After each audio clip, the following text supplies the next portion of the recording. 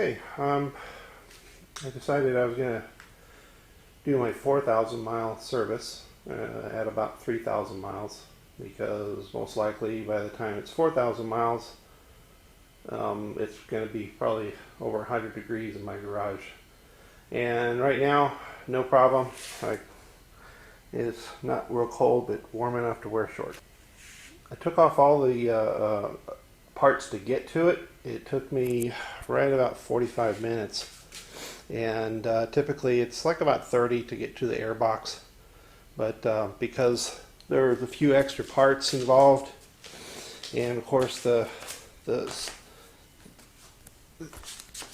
various hoses that had to come off, and I did photograph those so I know exactly where to put them back. This hose is going to come out. All of these have to come out.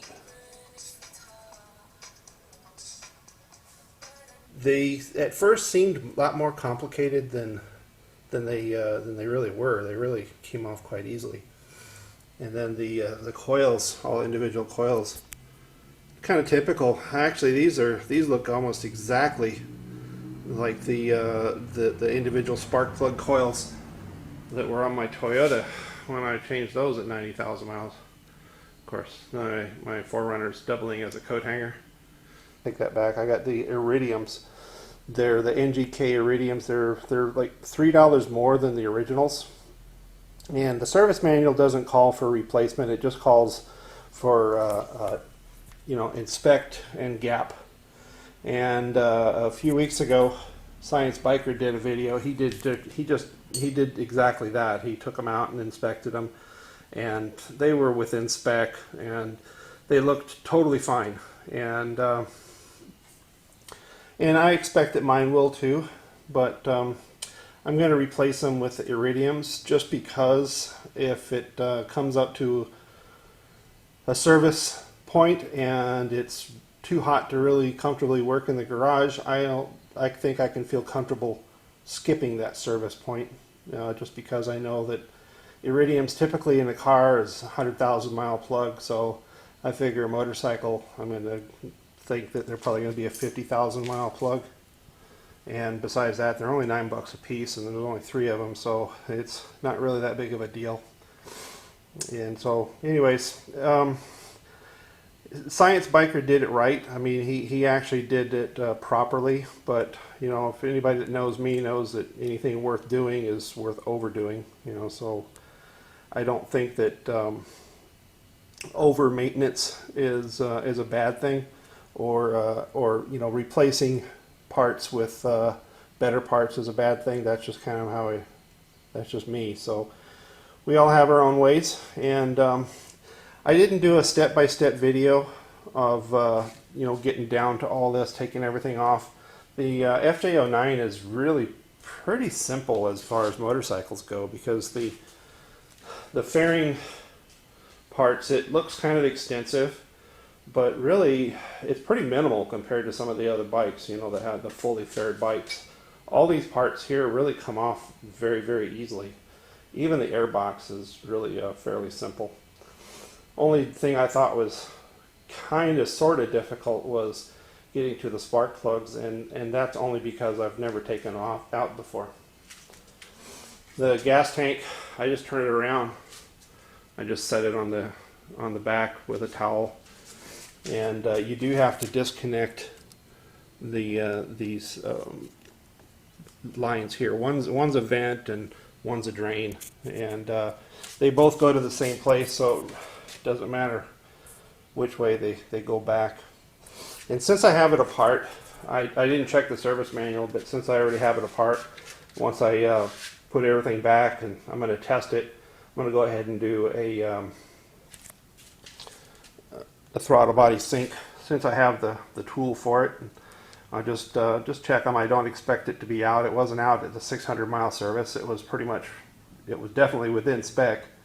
I only did a very slight adjustment on this guy right here, and by slight I mean extremely slight, because it really was in spec. So I'm at about 3,200 miles now, so like I say, I'm before the 4,000. You know, here's the new spark plugs right here. And this is the part number that you're looking for. And if you buy them on Amazon, Amazon is going to say that it does not fit your bike. But the guys at NGK say that it does. And the number is almost exactly, it's the same way. It's the original one is a CPR for copper. I'll post all of the part numbers and such on the in the description of this video. So, all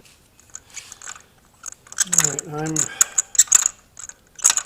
twisting out the last plug right now, and the first two that I pulled out looked absolutely wonderful. See if I can get that here. Yeah, there's no sign of any wear at all. And when you see wear on a plug, you're going to see that squared off electrode. It tends to round off. And the color that you see there, the tan color, that's exactly what a healthy spark plug looks like. Now, I did pull these out while the engine's cold. It sat overnight. I rode it yesterday, and I changed the oil yesterday. Yeah, it's just you know, ahead of schedule. But you want to do it while it's cold, because this is a steel plug and it's going inside of an aluminum head. So and when I put them back in, I'll put the plugs in with some anti-seize compound. And so yeah, these plugs, they all look exactly like this, kind of a light tan look. The other two that I checked the gaps on them, and they were totally fine. See if I can get that to focus. But I'm going to replace them with the Iridiums, just just because that's how I do it. So okay, here's the difference between the Iridiums on the right and the copper plug on the left, and you can see the electrodes a little bit different. Now, Iridium and Platinum, the previous to Iridium, the reason why they did that is because the electrode has a higher melting point, much higher than copper. And you see the copper core plug, it's a lot larger. It has to be, because they know that the copper electrode is going to erode by heat. So, and the originals, the part number on that is CPR 9EA9, and that is a resistor plug. There's a R on there, I believe that stands for resistor. And these plugs in modern vehicles, they all have some resistance built in it so that they don't interfere with electronic devices, radios and such. So, by the way, these new plugs, they did come pre-gapped, and they had a shield in the box, you know, so they were shipped in that, and I checked them, and they're exactly within spec, so there's no need to do any kind of gapping or nothing. Alright, right now I just finger tightening in the last of the three plugs.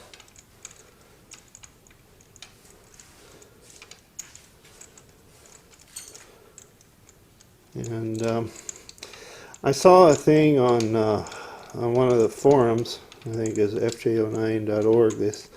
Somebody recommended pulling the radiator, because the front radiator, if you look at it, it's got a hinge, and you can hinge it back to get to the spark plugs. But then you gotta have to, you know, work around the forks and everything. But you know, the service manual says to do it this way, and service manual is really written by the people that manufactured the thing, so it kind of makes more sense to do it this way. At least this way I'm up above it, and also it gives me a good chance to just look at everything on top here. You can see this. See, I didn't have exactly the length spark plug extension, so I put a 1/4 inch adapter here. It gave me just like another 3/4 of an inch of reach. These coil packs were really kind of difficult to get out. I just can't, you know, consistently twisted and pulled, and they finally came out, and they weren't stuck on or nothing, but I think I will put a little bit of dielectric grease, you know, and just to, because I don't know when the next time I'll take it out. It might be a year, it might be 2 years. I don't know. So a little bit of dielectric grease could save you some heartache later down the road. So definitely going to do that. All right, now I'm just about to place the last coil in, and see, I've put a little bit of dielectric grease on the inside here and a little bit on the seal too, so just to make it a little bit easier to remove it next time. And this just simply goes in. Try and hold the camera somewhat steady, and it just seals in. And this particular one on the left actually turns around that way, and then you just apply a little bit of pressure, and you'll hear a little bit of a hear that? That was the electrical connection seating to the connection on the top of the spark plug. Sorry about the shake. I need to get a better camera one day, but thought about trying to do this numerically, just numbering each one, but each wire is situated in such a way that it's only really going to reach the plug that it goes to. So there's not really any way to really get it mixed up. So it just slips on and just going to click. And then to remove it, just as easy. You just simply press that and it comes off. And I mentioned earlier these coil packs were very similar to that on my Toyota, except on the Toyota it had a 10mm bolt. So, you know, once you've seen one coil pack, you kind of seen them all. I mean, they're not really much to them. And then this one, the third one, clicks in. And it was actually easier to get to. There's always at least one, you know, so whether it's spark plugs or bolts or nuts, there's always one that's more difficult than the other. So that's it. All three of them reconnected. I'm just going to put the hoses back on, and I'm going to start it up and just go ahead and do a check of the throttle body sync since I have it apart. So that's the only reason I'm doing it, really.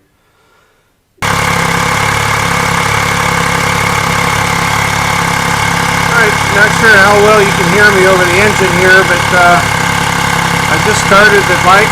It's running just fine on the new Iridium spark plugs. Of course, it ran fine on the copper, but looks like we're just slightly out of balance. The center one there is the control. So I'm going to come up on the right and the left just a little bit once the bike warms up. Alright, bike's got warmed up, and I got all of the unit by this little screw right here. And the one that's got the white paint, that's the control. So that one you don't do any adjustments to. That one's calibrated with the ECU. And so I adjusted these two just a little bit. This one was down most. Sorry about the shake. And so then you just basically adjust them until you get it like as close as you can. It doesn't matter what the level is. It just matters that they're equal. And so every time you do an adjustment, you just give it a little bit of a rev, and then it just rebalances out. So it actually was out of calibration more than it was at the 600-mile check. So I'm glad that I did check it. So I mean, it's very, very minor, but you know, it can make a difference as far as performance of your bike. So I'll let the bike sit here and cool a little bit before I put everything back together. And should be good on service for the 4,000 mile anyways. I checked everything else too. And so the next service, I'll get it videoed. So looks like a lot of parts, but it actually goes back together in right about 30 minutes. The hardest part for me was removing the spark plugs and all the hoses, just because I've never done it before on this one. Now, you do end up with a little bucket of parts, but most of the screws are the same, and the ones that are different, I mean, you just gotta kind of remember which ones they go to. Obviously, these are for the airbox, and this is the connector that holds the gas tank, and here are the vacuum caps that I'll put back on after I take the CARBTUNE tool off. While I'm waiting for my engine compartment to cool down a little bit, I just thought I'd just talk about a couple of things. If this is something new to you, as far as mechanical knowledge and do-it-yourself type stuff, I mean, buy the service manual. And if your bike is a little bit older, you can find an aftermarket Haynes manual. Mine I found online, and I'll try to find the link for it, but Science Biker actually provided the link for me. That's how I found it, for half the price of what the dealer charges. So I have a manual for all my major vehicles. I have one for my Toyota, I have one for my wife's Dodge Grand Caravan, and I just you read the book and you look at it, and then you go on and you look at some videos. And as far as getting stuff, a good how-to video of tearing all this down, Science Biker has a really good one. And also another good one for maintenance on Yamahas would be Two Wheel Obsession. I've got a lot of good inputs from him. He's got a Yamaha FJR 1300, and he just did his major maintenance where he did his swing arm bearings and all that. And the swing arms on the 1300 and the FJR or the FJ09 is pretty much the same. So it's all covered in the manual. I mean, you take it a step at a time. I mean, if you're not mechanically inclined even a little bit, then you're just going to have to go to the dealer.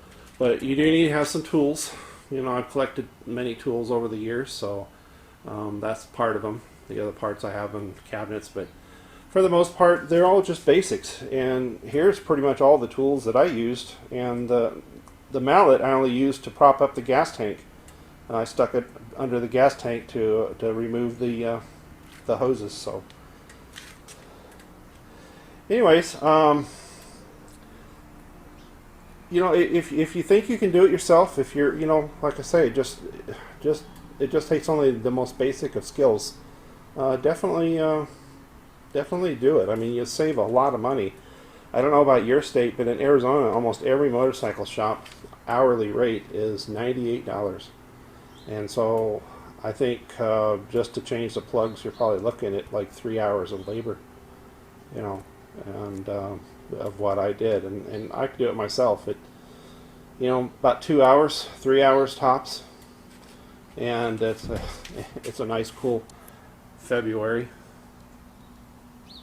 Here, got my guard dog watching out for me. Okay, just finished up and did the oil change yesterday, so that was like about half an hour. And today just changed out the plugs and resynced the throttle bodies, which were out just a tiny bit.